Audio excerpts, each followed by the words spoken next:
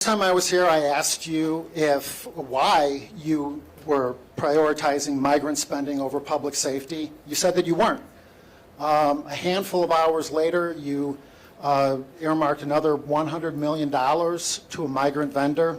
$100 million, that sounds like real money to me. You doubled down on your opposition to shot spotter, excuse me. Some people are suggesting maybe what we need is body spotter technology. Bodies are piling up in alleys, on sidewalks. People are afraid to call 911 to pick up, to have the city come and pick up these bodies, okay? And I'm hearing from real Chicagoans, okay, black and brown. They're asking me to ask you, can they trust you? Can they believe your word? Are you lying to them? There are some Chicagoans who are literally comparing you to Lightfoot. Many are saying that you're worse than Lightfoot, that you're an even worse mayor than Lori Lightfoot, if you can imagine this. When I used to ask Lori Lightfoot questions... You asked your question. Okay, your well, question here's my question. No, you already asked a question. You say, can people trust me? Here's my real question. Okay, all right, so we're going to have a real question this time. So Lori Lightfoot, when I used to ask her about shootings, right, towards the end of her administration, she would say to me that the only reason anyone was asking her that question was because she was a black lesbian. Remember? Now, you're not even 2 years into your administration, and whenever anyone asks you, difficult questions, you give essentially the Lori Lightfoot black lesbian answer. That somehow people are questioning you because you're black. You got to get to your question, man. Do you have a better answer than you're a black man? Okay, well, I'm not a black lesbian, so I have never said that before. Look, the people of Chicago trusted me, and they voted for me. And I'm going to do everything in my power to continue to invest in people. All right. Boy, oh boy, oh boy, oh boy, oh boy. We got to talk about Chicago, right? We got to talk about Chicago once again because woke mayor Brandon Johnson is facing more allegations of corruption that we have to talk about, okay? And this one is hilarious, right? Because Brandon Johnson, as you guys saw at the beginning of this video, has been confronted on spamming the race card, okay? Because anytime this guy is confronted with allegations of corruption, he pulls a race card, which is basically par for the course when it comes to so-called Democrats of color. Anytime they face criticism, okay, rightfully so, they get called out on their corruption, which is very prevalent, okay? They pulled a race card in order to deflect from the criticism.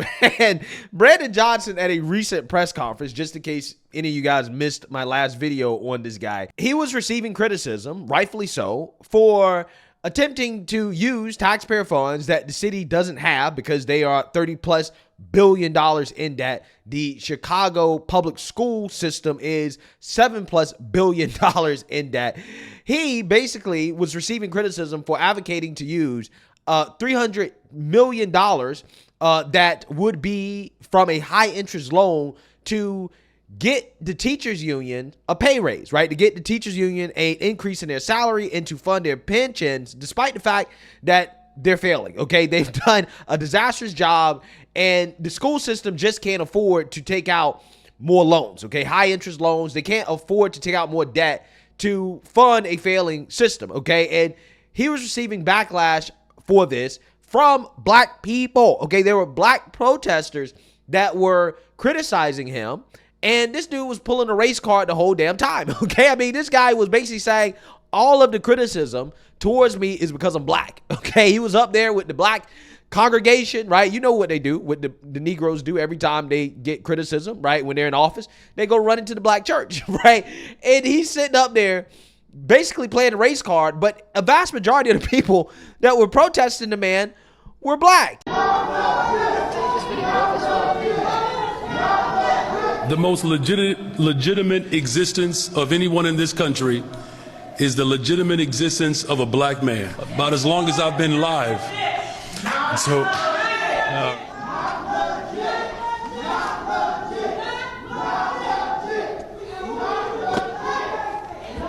also improve special education services.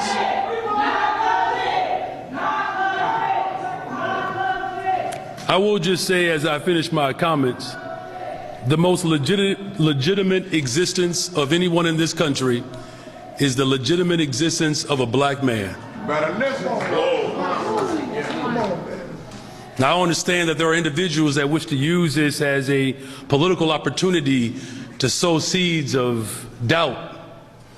But make no mistake about it, I am going to stand firm and flat foot to ensure that our students get what they deserve. Because, just for the record, I was legitimate when I took an arrest against other administrations when they were closing down black schools.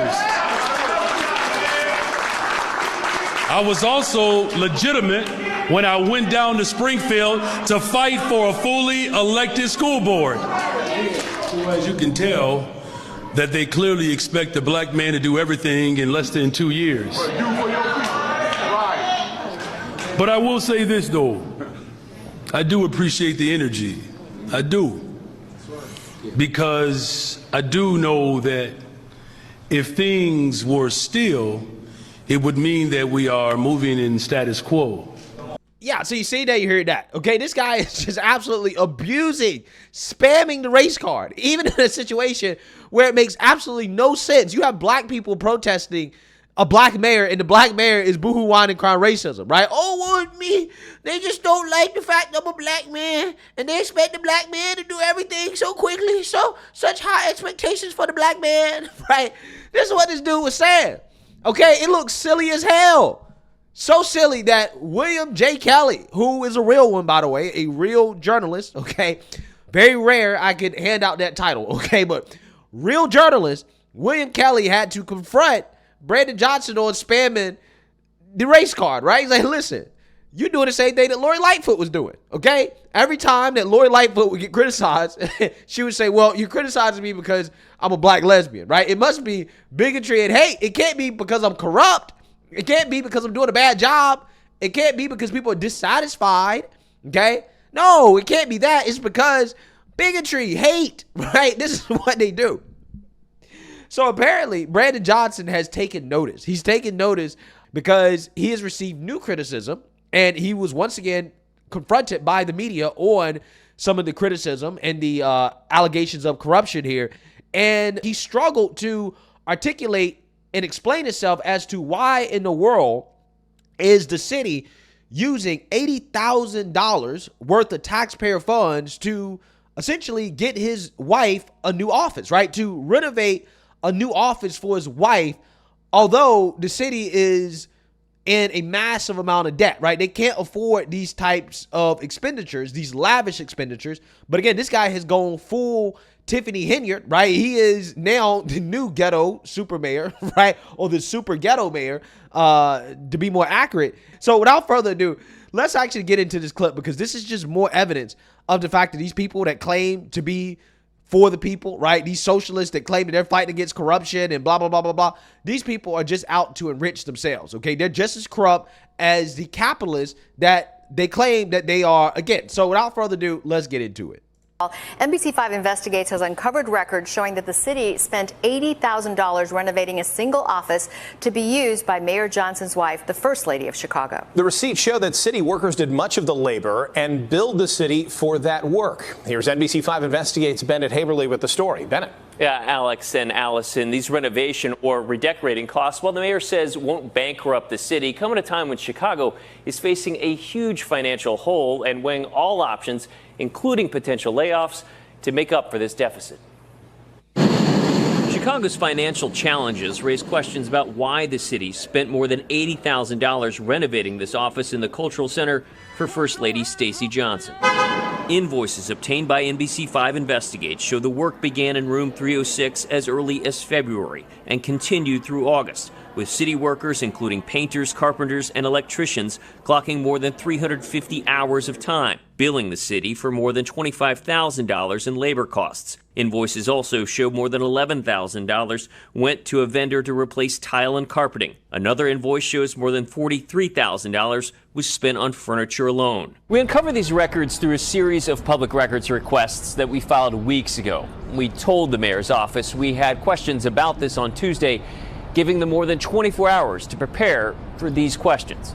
I'm wondering if you could help define what is the role of the First Lady in your administration, and how do we justify spending upwards of $80,000 to redecorate an office for her and staff in our current financial situation?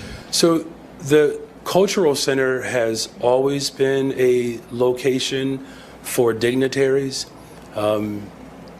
Every First Lady has had office space, there. Renovations for my office or any other office is standard procedure. Is there any concern about optics of spending $4,000 on a desk or $4,000 in club chairs at a time when the city is in this sort of budget hole? Yeah, the purchase of a desk is not going to change the financial structural damage that has been in place for a very long time. So this is why we ask, and I mean this respectfully, we ask far more profound questions than that. We ask, how do we make sure that the structural damage that's been created over the course of decades, that we reroute the rivers, if you will, to make sure that it gets to the places where there's dry land. And that's what we're doing. This guy, he just went full-blown Kamala Harris, right? Word salad, okay? Well, in order to fix the city's debt problem, their deficit issue, you have to stop spending money on stupid stuff like this, right? That's how you do it. Again, I personally think that the amount of waste, fraud, and abuse in some of these local governments and the federal government as well too, right? All of this applies to the federal government too. If you could get rid of all the waste, fraud, and abuse, that would do a whole lot in regards to fixing the financial situation of any government entity, okay? But what happens is that these politicians get into office and they create these slush funds in the name of social justice, okay, and these initiatives that they promote, they put out there to pretend as if, again, they're doing things on behalf of the people, okay? They justify raising your taxes to pay for this stuff. But all it really is just these politicians finding ways to enrich themselves and to live lavish lifestyles, right? That's what's happening here, okay? This is the same guy that got accused of using his campaign funds, funds that people donate to him to help him get reelected, on $1,000+ haircuts, right? For him and his team. Okay, this man spent $30,000+ on a haircut, and his hair is always nappy. This dude always has the same nappy mohawk, but yeah, you spending $30,000 on haircuts, and your hair is always nappy. It don't make sense. It don't make sense. But that's what we have here. This is waste, fraud, and abuse right in front of your face. This guy is corrupt to the bone. But if you listen to this clown talk and how he speaks, he presents himself as a socialist that's fighting against the rich, and that he's going to take money from the rich and give it to the poor. Okay? He's going to help out the so-called black and brown communities. But yet all this man is doing is just transferring wealth from rich people that he doesn't like to rich people that he does like, including himself, right? He's giving himself kickbacks as well too. This is one of those kickbacks. $80,000 to renovate his wife's office, who is First Lady, which, hey, I don't know what she does in her capacity, but again, that journalist asked a great question.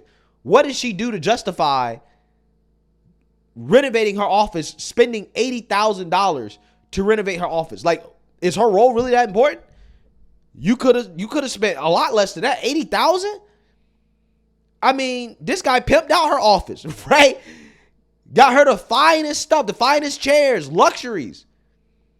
But again, this guy, he claims to be a far left progressive, a socialist, but yet the socialist apparently wants to live like the billionaires, like the rich. But again, just off taxpayer dollars though, right? He don't want to start his own company. He don't want to get it out the mud like, entrepreneurs do, like capitalists do. No. He wants to take your money and live off of it, right? And enrich his friends as well too. And if you criticize him, then you're racist. You're the bad guy, not him. So again, I hope people are seeing the game here that's played by these socialists. These people are corrupt as hell, and they're even more corrupt than the people that they accuse of being corrupt or being greedy or whatever, because they pretend not to be. They pretend to be above it all when they're not. They're not, okay? They just are too lazy to do it the right way, right? To get money the right way. So again, they abuse public office in order to get rich, right? This is what they do. And this is one of the primary reasons why I don't get on board with the whole tax the rich thing or raising taxes in general. We don't need to raise taxes. We need to cut spending, right? We don't have a revenue problem. We have a spending problem. We spend too much money on waste, fraud, and abuse like this. And then they want to turn around and say, oh, we need to raise taxes to pay for all these black and brown kids to eat, right? This is what they say. But they're not spending the taxpayer dollars on black and brown kids getting food and eating and education and creating opportunities. No, they're spending it on themselves. That's what they're doing and getting their buddies rich. Johnson voiced displeasure with our questions, but they were born out of these receipts, which show an order for this executive chair costing more than $2,200, a desk labeled for the First Lady running more than $4,400, another staffer's desk $4,600, and 2 club chairs costing more than $8,000. Wow. The question wasn't necessarily about just the dollar amount, but about the optics of that. Given, I mean, we just had a very contentious council meeting, so I'm just wondering if you're concerned about that optics. So I've been mayor for 17 months, and you have a question about how I feel about optics? Just go back and review the tape. If I were to allow my leadership to be based on someone's opinion of me, it would be a derelict of duty. I never question my position to invest in people. I don't do this for optics. I do this to transform lives. Mayor Johnson went on to mention he's focused on the optics of creating summer jobs for thousands of youths, for ensuring social workers and counselors are inside of schools, and investing in the west and south sides of. Yeah. So, you know, investing in people, right, according to him, is investing in his wife, right? Investing in his wife getting an $80,000 office renovation, right? For her to do God knows what, right? She ain't doing nothing. Okay, she ain't helping nobody out. And the irony here is that this guy, later on in this press conference, was asked a question about ShotSpotter, the system that Brandon Johnson claims is racist, and he wants to get rid of it. However, the city council wants to keep it because it saves lives, right? This is a system used to detect gunshots when you have gangs getting in gunfights and stuff like that. It detects gunshots, calls the police automatically. Some people say it works. Some people say it doesn't work. Regardless, they're spending a few $1 million on it, right? Brandon Johnson sees that as a waste of money, right? That's a waste of taxpayer dollars, but not $80,000 renovations on his wife's office, right? That's not a waste of taxpayer dollars. But ShotSpotter, which again, arguably potentially saves lives, yeah, that's a waste of money. We shouldn't be spending money on that. That's waste, fraud, and abuse. Those taxpayer dollars can be used in a better place. But again, not the $80,000 renovations for his wife's office. Take a look. I wanted to get your thoughts on some city council members securing $2.5 million to keep ShotSpotter. Do you think that is political theater? And what do you expect next from them? And also, what are your thoughts on how that money could better be invested into black communities? Yeah, well, look.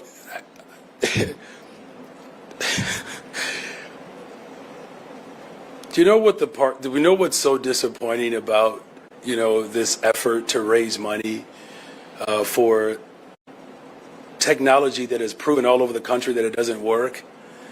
Is that these individuals are spending more time talking about technology in a particular neighborhood while not being able to admit why they believe that technology is needed in the first place. That's the part that's actually it's disappointing, and it's just short-sighted. I mean, do I think that there could be better use for that type of corporate dollars? I wish they would have used that money to actually run commercials in favor of them paying their fair share of taxes. They're going to raise $2.5 million for a single item that has proven its ineffectiveness, but work against $100 million that could have addressed housing and homelessness in this city. Do you understand how disingenuous and how unthoughtful that is, particularly when it comes to the very neighborhoods that they say they're advocating for? So yes, I believe there could be a better use of dollars in black communities that have suffered disinvestment for ages. These are the same individuals that are blocking me from investing in their public schools. So I don't take these individuals seriously. I just don't. if I dare to be so vulnerable, I'll be very honest with you all. It actually hurts.